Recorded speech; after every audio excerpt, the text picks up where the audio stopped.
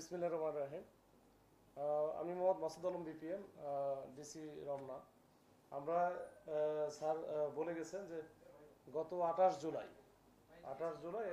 পল্টন এলাকায় একটা ডাকাতির ঘটনা ঘটে। এটা মূলত তাঁতিবাজার কেন্দ্রিক। আপনারা জানেন যে তাঁতিবাজারে স্বর্ণের অনেক দোকান আছে। এই স্বর্ণের দোকানের কারণে ওইখানে স্বর্ণ ব্যবসার একটা কেন্দ্র বলা যায়। সারা ঢাকা শহর থেকে অন্যান্য ব্যবসায়ী যারা আছে, বিভিন্ন এলাকায় যারা ব্যবসা করে, তারা কিন্তু এই স্বর্ণের তাঁতিবাজার কেন্দ্রে তাদের একটা নিবিড় যোগাযোগ আছে। এই যোগাযোগের প্রেক্ষিতেই যে আমাদের যে এই মামলার বাদী এবং ভিকটিম রঞ্জন চন্দ্র সিংহ, তো উনি যখন এই যে তাঁতিবাজার এলাকায় যাওয়ার পরে তার কিছু স্বর্ণ এখানে কেনাবেচা করে এবং সাথে কিছু 4 ভরির মতো স্বর্ণ ছিল, টাকা ছিল 4 লক্ষ টাকা। এটা নিয়ে যখন সে পল্টন এলাকায় আসে, এখানে হঠাৎ করে যখন মেট্রো রেলে উঠতে লাগে, তখন ওইখানে র্যাবের পোশাক পরিহিত অবস্থায় 3-4 জন তাকে বলে যে তুমি মামলার আসামি বা অমুক তোমাকে এসে বলে যে আমাদের সাথে আসো, বলে জোরপূর্বক তাকে একটা মাইক্রোবাসে উঠাই, সাদা মাইক্রোবাস। তারপরে তাকে এখান থেকে নিয়ে চলে যায় প্রায় কাশপুর ব্রিজের ওদিকে। ওখানে গিয়ে তার টাকা পয়সা এসে নিয়ে সব ওখানে হাত পা বেঁধে নেমে দেয় আর কি। তো এই ঘটনার প্রেক্ষিতে আমাদের কাছে যখন এটা আসে, তখন আমরা এটা নিয়ে কাজ করি। আমরা লোকাল কিছু সোর্স আর বিশেষ করে তথ্য প্রযুক্তি ব্যবহার করে আমরা ল্যাক্সেল সংগ্রহ করি বা যেটাই হোক, আমরা এই ব্যবহার করে আমরা এটা ডিটেক্ট করি। ডিটেক্ট করার পরে এই ঘটনার সাথে যারা যারা সম্পৃক্ত ছিল মোটামুটি সবাইকে আমরা শনাক্ত করতে সক্ষম হয় খুবই অল্প সময়ের মধ্যে। এর মধ্যে আমরা এই যে তাদের একটা ফাঁদ পাতার পরে আমরা গত 3 দিন যাবত তাদেরকে কিন্তু তাদের পিছনে আসি এবং তাদের অ্যাক্টিভিটিসগুলো আমরা দেখতেছিলাম। তারা কিন্তু প্রতিনিয়তই এই কাজগুলো করে যাচ্ছে। মানে এই যে ডাকাতি করা বা যে বিশেষ করে ওই কেন্দ্রিক, মানে যে তাঁতিবাজার কেন্দ্রিক যত ঘটনা ঘটে ম্যাক্সিমামই তারা এই কাজগুলো করে। তাদের 4-5টা সংঘবদ্ধ চক্র আছে, বিভিন্ন এলাকায় কাজ করে এবং এদের কিছু নেতা আছে যারা এটা সমন্বয় করে।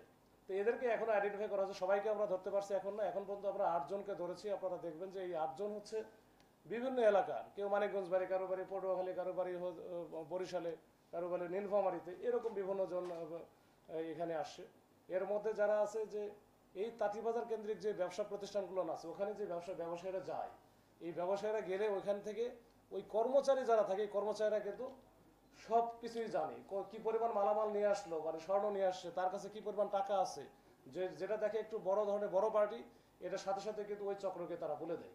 মানে দোকানের কর্মচারী যারা আছে তারাই কিন্তু এটার হচ্ছে মেইন সোর্স এবং কারিগর।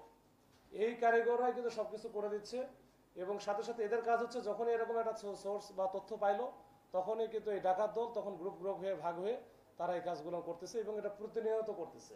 তো আমরা এটা সার্ভেলেন্সে রাখছি। এই যে এখন পর্যন্ত যে 8 জনকে আমরা ধরেছি, তাদের নামে এর আগেও ইতিপূর্বে অনেকগুলো অসংখ্য মামলা আছে, এই যে ছিনতাই বা ডাকাতির মামলা আছে। তারাও যেহেতু ওই যে র্যাব পরিচয়ে বা ডিবি পরিচয়ে কাজগুলো করে থাকে, নির্বিঘ্নে করে, একেবারে দিনের আলোতেই, এমন না যে রাতের বেলায় করে, দিনের আলোতে করে। তো আমরা 8 জনকে ধরেছি। তাদের কাছ থেকে এই র্যাবের পরিহিত যে পোশাক, তারপরে যে হ্যান্ডকাপ, সিগন্যাল লাইট, তারপরে আর একটা জিনিস যেটা হয়তো আপনারা হয়তো এটা তো আসলে সবাই ভয় পাবে, যে পিস্তল, অবিকল একেবারে ওই যে অরিজিনাল পিস্তলের মতো, আসলে পিস্তল না, এটা খেলনা পিস্তল, কিন্তু ওইটা তারা ব্যবহার করতেছে। তো এইটা ব্যবহার করে দেখা তো ভিকটিম বা যে আমরা আসলে যখন এই ধরনের একটা চক্রের ফাঁদে পড়ি, তখন তো আসলে স্বাভাবিকভাবে সে তো একটু খুবই প্যানিকড থাকে এবং এটা দেখে তো তখন মনে করবে যে এটা অরিজিনালি পিস্তল। তো এইভাবে তারা ব্যবহার করে তারা কিন্তু দিনের পর দিন ডাকাতি করতেছে, ছিনতাই করতেছে, মানুষের সম্পদ নিয়ে যাচ্ছে। তো এটা নিয়ে এটা জাস্ট জানান দেওয়া যে এই যে যারা কাজ করতেছে বিভিন্ন চক্রগুলো, এগুলো আমাদের মোটামুটি আমরা সার্ভেলেন্সে রাখছি। তাদেরকে আমরা আমাদের মোটামুটি বেশ কয়েকটা চক্র আছে, এটা আমরা আইডেন্টিফাই করেছি।